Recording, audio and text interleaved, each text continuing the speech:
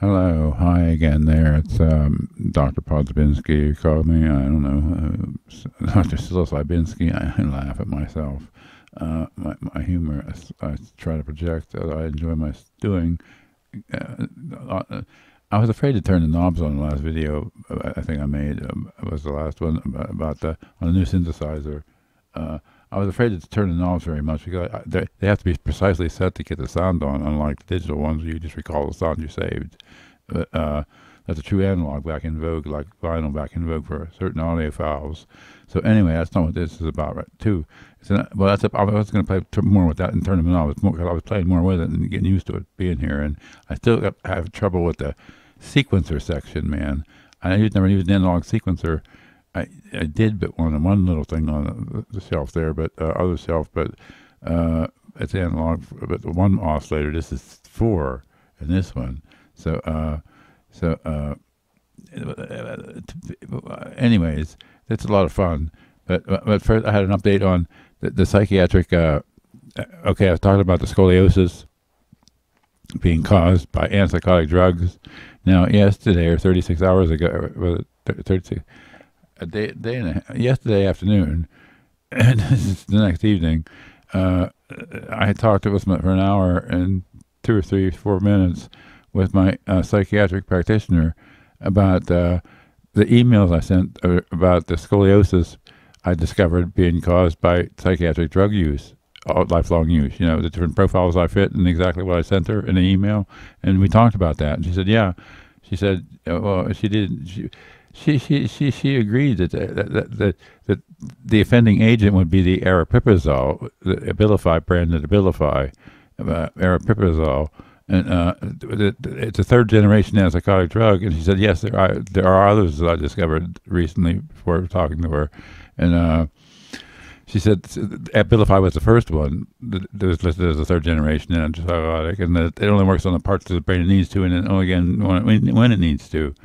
Unlike the second generation, it covers only the parts of the brain it needs to, and first generation, the whole brain, and where the side effects came from in both cases, less just in the second case. But the third case, even less, supposedly, theoretically anyway.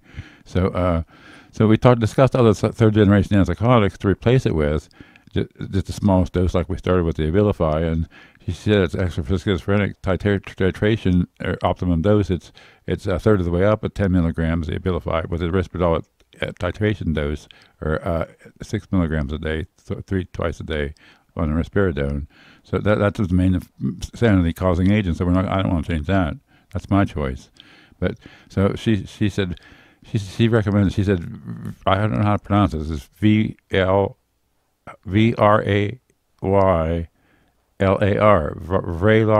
Vraylar, or something, some new brand name. For third generation antipsychotic of several she named, and we discussed this about these different ones, and she said they're having the best luck with this one, adding it to another antipsychotic.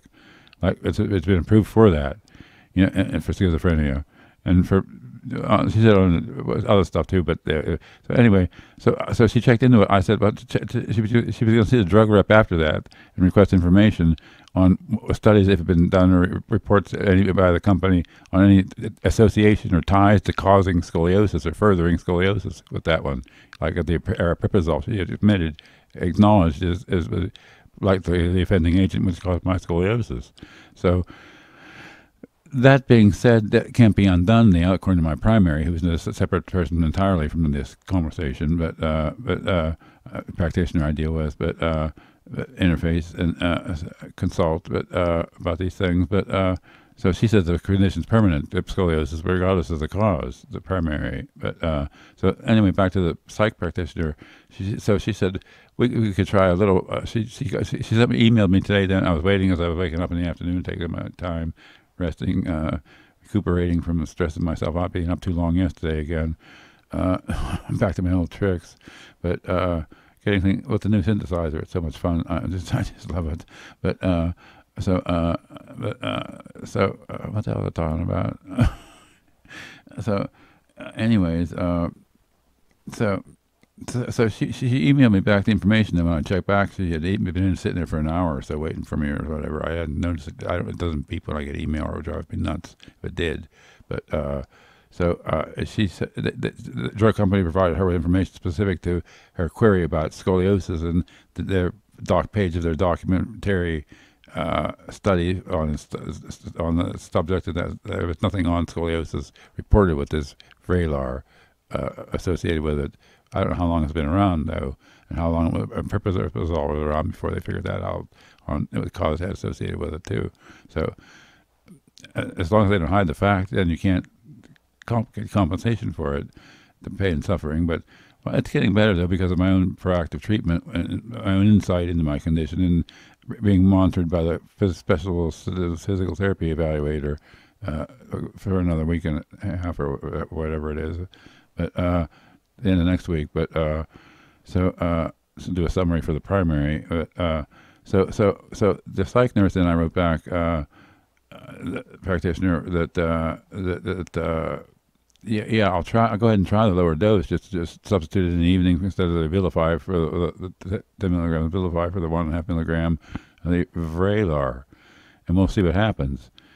I shouldn't say that because too many people get annoyed, but this reflects nothing I do today. What would do again in my life if I lived to be 1,000 million years old? You know what I mean?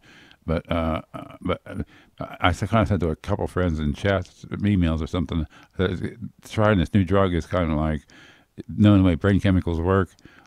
These kind of neuropsychiatric medications, so they change the way you affect your mind. You know, when they take effect and stuff, it's kind of like dropping acid in the old days. You didn't know exactly what was going to happen until it did. I'm talking 1975, the old days.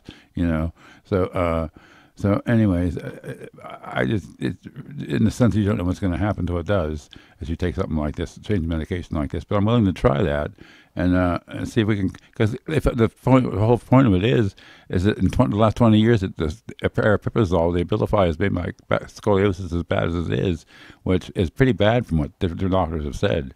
And if I don't change the offending agent, the aripiprazole, we've narrowed it down to that it'll just. Or I live another 20 years, it'll just make it how much worse? It's worse after 20 years already. So that's the reason to change it, because I'm planning on proving my point that you can be 50 years without being rehospitalized and be having schizophrenia if you just take your medication, which that's in an hour from now. But there's a clock up there when you see me look up there and say something about the time. But anyways, so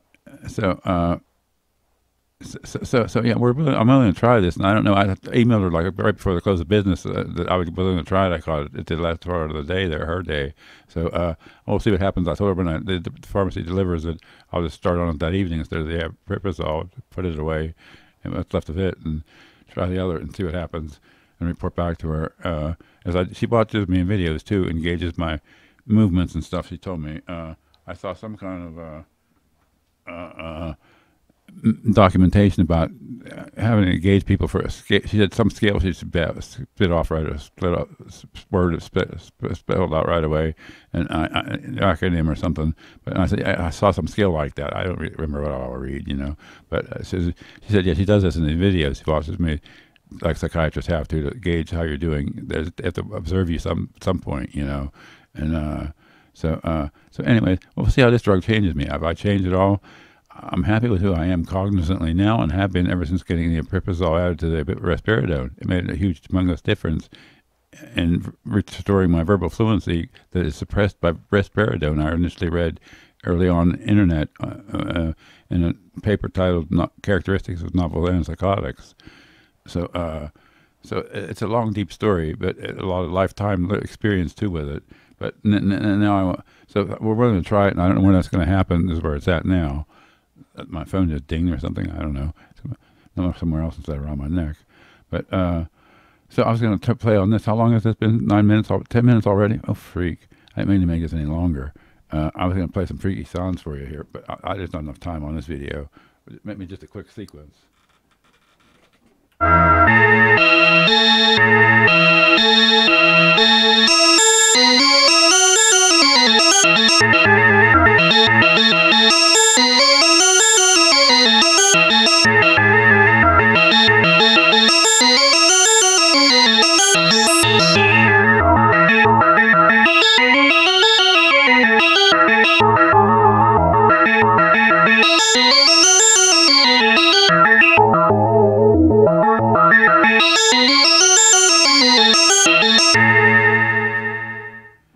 Okay, so that's for another video. That was the update for the medical change I'm about to go through. And next time I might be under the influence of the new third generation antipsychotic instead of the aripiprazole, replacing it with Vraylar, 1.5 milligram, the lowest dose of both I started on. Aripiprazole was raised from 5 milligram, lowest dose to 10, the next dose. And this is 1.5, which is approximately... I can't forget the number percentages we discussed with the doctor yesterday, but writer. But so it's an appropriate dosage to start at, and I wouldn't want to go any higher on it. But for the equivalent of the aripiprazole dosage, percentage-wise for titration of schizophrenia, as a secondary antipsychotic dose, so it's not necessary to go higher. That I don't think it's a little bit extra to what's going on with the main one that made me well. I don't want to change entirely. We talked about the new fourth generation, Combify or Benfy or however you Combify. She didn't have heard much about it either, but it's brand new, something new, fourth generation.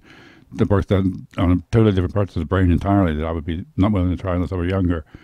Too much headspace and time involved to get adjusted. So I'm trying to keep this short.